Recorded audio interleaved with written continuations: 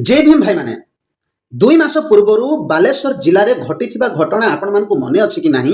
गोटे निरीह दलित परिवार व्यक्ति को किछि विधर्मी माने जो माने निजकु गो सेवक कहती बा निजकु गोपुत्र कहूथिबा से विधर्मी माने कौ भली भावरे तांको अति कदर्य निर्दय भावरे पिटी पिटी हत्या करथिले।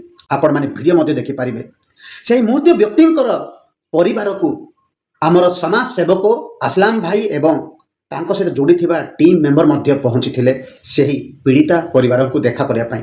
आपण माने वीडियो टिके देखंतु से असलाम भाई एवं तांकर टीम मेंबर कोन कहउछंती।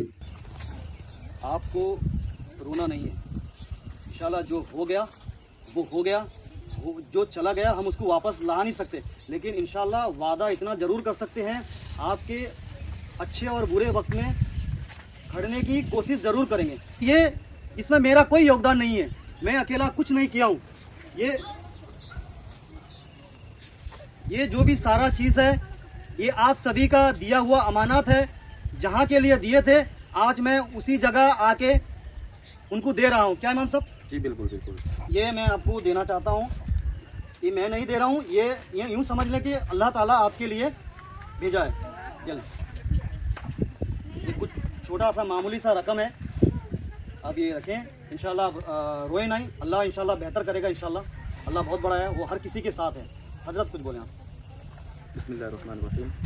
जैसा कि आप लोगों ने असलम भाई से सुना कि आप लोगों की तरफ से जो भी इमदाद या मदद हुआ था, अल्हम्दुलिल्लाह इतनी दूर से हमारे असलम भाई आकर आज आपकी रकम को उस शख्स तक पहुंचा दिए जो इसका हकदार था।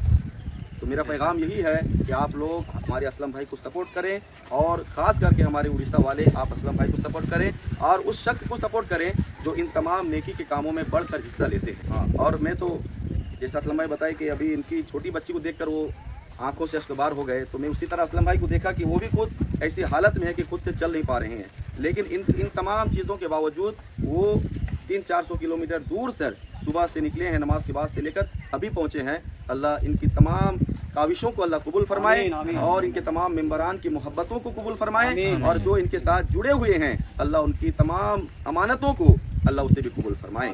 और आखिर में यही कहूँगा कि हमारे उड़ीसा वालों को आप इन तमाम नेकी के कामों में अपने आप को बढ़ चढ़कर हिस्सा लेने की कोशिश करें।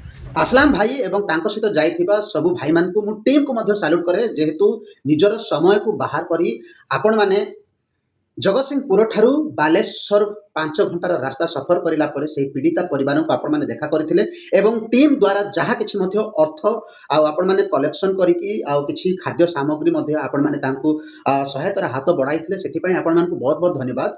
आ असलाम भाई जेहेतु तांकर देह मध्य भल नुहे, किछि विधर्मी माने तांको मध्य अटैक करथिले एवं तांकर गड़ मध्य भांगी दैथिले, देखि पारिबे से एबे मध्य छोटा छोटा कि चालुछंती, बट ऊपर वालार दया और कृपा अछि आ सब किछि जल्दी ठीक है जीवो। आमर प्रार्थना एवं सबु टीम मेंबरंकर प्रार्थना आ मु एतिकी कहि रखे जे आपण माने एही भलिया सेवा कार्य जारी रखंतु आ एही भलिया आपण माने बहुत भलो काम करिसंती। गोटे पीड़िता को बा जो निजर स्वामी को हरेला परे गोटे माँ तांको भितरे केते कष्टदायक हुए ताहा से निजे ही बुझी पारुथिबो। तो आपण माने एही भलिया काम करिथिबा हेतु आपण मानकु पुनि थरे मु सैल्यूट करबा चाहूची। आ ए भिडियोटी जो माने देखुछंती आपण माने अधिक मात्रा शेयर करंतु आ निजर मतामत रखिबे। जय भीम, जय संविधान, जय भारत।